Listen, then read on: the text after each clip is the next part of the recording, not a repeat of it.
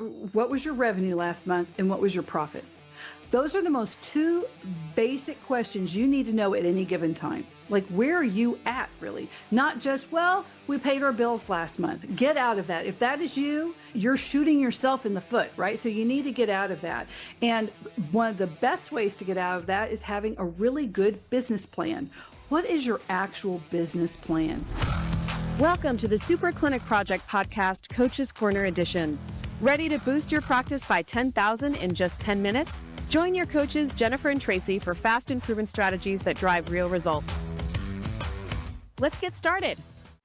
Welcome to the Super Clinic Project Podcast, where we take regular clinic owners and we turn them into super clinic owners. Today is Coach's Corner, and you have me, Jennifer Gligoric, and my fellow co-host, Tracey Sundkvist. And today we're going to help you find $10,000 in 10 minutes. Today's topic is one that's we don't like to talk about because it's about the financial management pitfalls and fixes for clinic owners. And when you become a manager, the things you need to, not a manager, before you become an owner, CEO, and a shareholder, what you need to think about as far as your financial management in your business. Tracy, you want to lead us off? I love speaking about this. In fact, I could speak about this from 9 to 5 because this is undoubtedly the biggest area to help business owners grow their businesses to understand the business information. It's learning to speak that business language is the fastest way to make sure that you're running a healthy, successful practice. So I love speaking about it. I could speak about it morning, noon, night. I love that it's objective. It's not touchy-feely. You don't have to be empathetic or anything. It's like kind of hardcore. This is what's happening. This is what's going right. This is what's going wrong. And I love those hard facts. It's like you cannot get lost when you learn to speak business. And that's what we're going to talk about today. Yeah. Our clinic owners often struggle with cost control, the accurate billing, and even if you're a cash pay clinic, just accurately controlling your finances and revenue generation. And so one of the first things I ask them is, well, what was your revenue last month and what was your profit? Those are the most two basic questions you need to know at any given time. Like, where are you at, really? Not just, well, we paid our bills last month. Get out of that. If that is you, you're shooting yourself in the foot, right? So you need to get out of that. And one of the best ways to get out of that is having a really good business plan. What is your actual business plan? Have you ever figured it out? Have you thought about your market share, thought about your expenses, thought about what you allocate as budgets to different areas to it? If you've never even done anything like that and you don't have that plan set up, then you're not going to grow the way you want to grow. You're not going to have the longevity. And if you want to attract partners, franchise, get multiple locations, exit out, bring in investors for a big expansion, you're really going to struggle hard doing any of those things without a plan, because that's the first thing that you're going to need to use to springboard off of that. So I would say one of the first things to do is make sure you have a strong business plan. Anything you want to add to that? No, I think something I'd like to bring up, because it's something that comes up with every single one of the clients that I've worked with, and that is the difference between revenue and billing, how much they're billing, how much they're receiving. So Jennifer, maybe you can touch on this, because I'm going to use the wrong language. I think you're going to be using the right language, just to explain the difference between when are you going to count it as sales for the business and what portion, rather than when you're collecting it. Yes, because you need to think about, okay, what is the revenue? What I find is most owners, they know how much money the business brought in because they see it in the bank account. So gross receipts, what comes in. But what they really don't have a handle on, which is really important, is the cash flow management of the business. There's poor collections, Maybe the front desk isn't always taking payments in the same manner with the same patients. Certain patients have payment plans, certain patients have this, and there's no follow-up with that. Even in cash pay offices, where you're like, you don't always take it all up front, especially if you're doing high ticket offers, right? Some offices will have, a paid in full, and then they'll have some financing options. Well, that's great. Financing companies too are supposed to deliver those receipts in a certain time, but they take their cut. Do you know what that cut is? Do you have that cut in a fund to where you can then either write off that planning or not? Like, do you really have a handle on what your expenses are? Because once you know the expenses are, then you can know what money that the business is making that you can reinvest in the business, and then also to save. Because the second thing not the second thing, but another big issue is you have an insufficient emergency fund.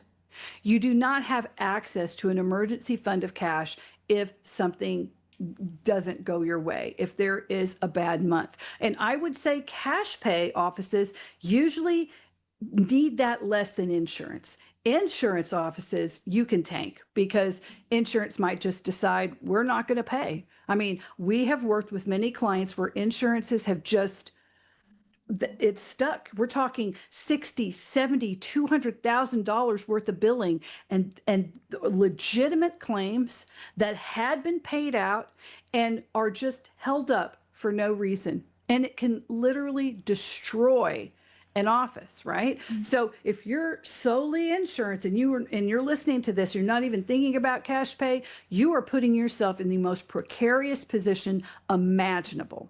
I get some people saying, I'm always going to want to have some insurance because I really want to serve those people. Okay, fine. But you need to be able to think about your cash pay too. And if you are insurance, you need to make sure that you have sufficient emergency funds for not if, but when that's going to happen, because it happens with every insurance company at one point with a doctor. This is no longer this, oh, that's terrible. Well, they must have made some horrible mistake. That biller did something, or the coder messed up, or, that wouldn't happen to us because we do things the right way. No, it happens to people who are doing it the right way. It happens to them all the time.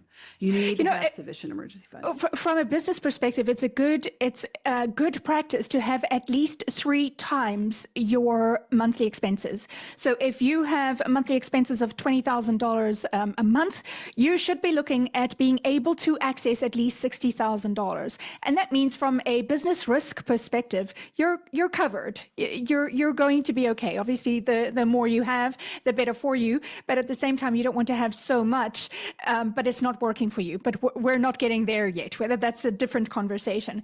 But when it comes to typically, when Jennifer or I get involved, it is when businesses are looking to make a bigger impact. It's to get new patients. It's to increase their footprint and to make more money. Usually, what that means is that we need to start tracking. What are you signing up on a daily, on a weekly, on a monthly basis? And what are you collecting on a daily, weekly, and monthly basis? And just if I can boil it down into the simplest way that I can, it's if somebody comes in and your offer, they are signing up for a $5,000 package. They're signing up for $5. Don't confuse what they're contracting in for to their payments, right? So you want to understand this business is contracting X amount on a weekly basis. We've contracted $30,000 for this week. That doesn't mean to say that you've collected it. Right? You don't need to collect everything you're contracting in, but you do need to understand how healthy is the contracting side of my business. So the first thing is, am I contracting at a healthy margin?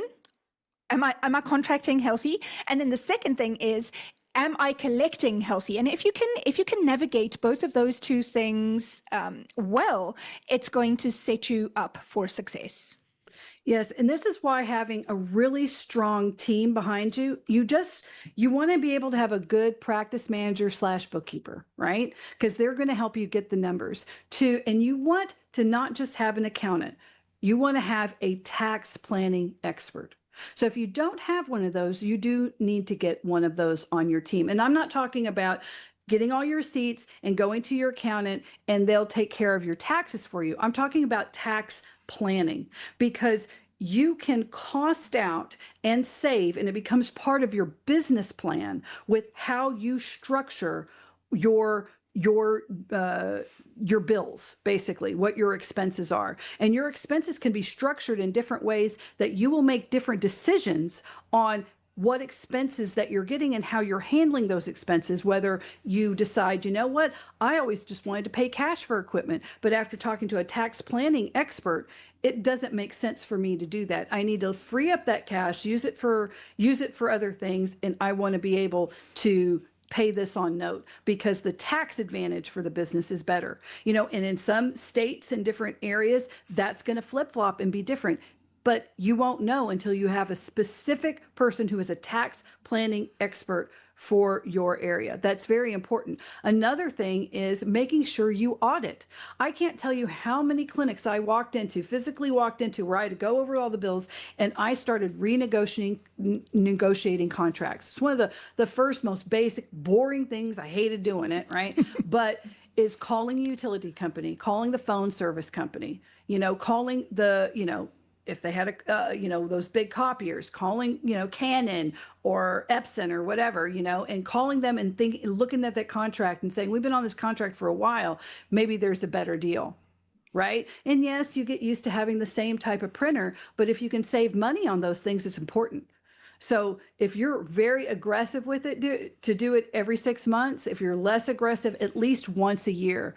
And don't be afraid to switch. Don't be afraid to switch utilities, to switch things. It's very volatile, these sorts of monthly expense markets. And if you are not consistently with them, then it's an issue. It's also an issue in your personal life, if you're not doing it. I know somebody who had the same, me. Okay, look, so I had Verizon for almost 20 years on my phone, right? Same number, same thing. And then Xfinity came into my area, and I thought, well, let me just talk to him. And then I talked to him. I found out it's the same network. It's the same reliability because it's literally the same network. And I paid, I was paying almost $300 for just a phone and internet. And now I pay less than $200 for 2 phones, internet, security, and the security thing. What a difference, right? That was me being complacent, just thinking, well, I had a pretty good deal. It's still a pretty good deal. No, they weren't going to call me and say, hey, by the way, you can pay us a lot less money, right? So you've got to do that, and you have to have somebody on your staff negotiating with your vendors and implementing strategies that optimize your spending. Most people go directly to cutting. I'm going to cut a staff. That is the worst way to shoot yourself in the foot. First, you want to do your audit before you cut staff. Tracey, anything? No, absolutely. You said something that was so wonderful related to making more money. But if you want to make more money, you need to know why, right? It doesn't help. You all of a sudden have this wonderful influx of dollars pouring into your bank. I mean, I literally had a call with a client who was like, we had a call from his car. I'm like, why are we calling? Why are you having this conversation with me in your car? No, he's picking up his new car because he made so much money. He needed to save tax. And so he needed to buy this new asset. And all I was thinking of was, well, damn, was that the best way you could have spent that money? Like, if you want to make more money, be clear on what do you want to do with it? Right? If you want to 10x your business, what do you want to do with that extra money? Where do you want that to go? Because you should have a plan for it. If you don't have a plan for it, there's a good chance it's going to go down the waste pipe. And that's none of us want that, right? Yeah, but if he had a good tax planning expert, he could have said, hey, this is a bonus. We need a new work vehicle. The work vehicle has to be under this year's old, and you'll get a tax benefit if you trade that in. He might have been thinking, I'll just hold on to this forever, right? And you're like, well, how are people driving new cars and doing this and making money? It's because they have good tax experts. They have good financial people too. So anyway, these are the financial management pitfalls and fixes. Get a business plan. Get a tax expert. Make sure you have sufficient emergency funds, and audit. audit that your expenses and know what your expenses are so you can set realistic goals and you can actually grow. Again, once you look at the numbers, the emotions aren't in it anymore, and you are able to just be so free. So thank you guys for being here. We hope we've gained you $10,000 within 10 minutes, and be sure to like, follow, and share, and give us a 5-star review. Also, if you have any questions about this or you'd like to probe this more, don't forget you can reach out to Tracey or I. Just go to superclinicproject.com, click on our pictures, and you can have a 15-minute session with us, and we will spitball and brainstorm and help you. That's just what we love to do. We want to bring value out into the world so you can bring more value out to your patients and your clients as well. Thank you, guys. Bye-bye. Thank you for listening to the Super Clinic Project podcast, Coach's Corner edition. If you would like to work with Jennifer or Tracey to 2 or 10x your business, then go to superclinicproject.com and click on either Jennifer or Tracey's photograph to book a complimentary session. Your greatest breakthrough is just a session away.